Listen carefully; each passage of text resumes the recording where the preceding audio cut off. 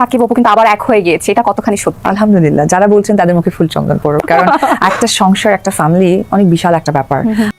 শাকিব খান ও অপু বিশ্বাস আবারও এক হতে যাচ্ছেন, এটা কতটুকু সত্য এই নিয়ে কিন্তু একটা ইন্টারভিউয়ে অপু বিশ্বাস মুখ খুললেন, কি বললেন সেটাই আজকে কথা বলবো পুরো ভিডিওতে। অপু বিশ্বাস আরও বলেন, আমার সাথে কিন্তু তার অল্প সময়ের সময় নয়, আমার সাথে কিন্তু তার 8 বছরের সম্পর্ক রয়েছে। প্রথমে তিনি বলেন যে আমার সাথে তার 8 বছর, পরে তিনি বিষয়টা ক্লিয়ার করেন যে আমার সাথে তার 9 বছরের সম্পর্ক রয়েছে। তো প্রশ্নই ওঠে না আবার আমরা এক হতেও পারি।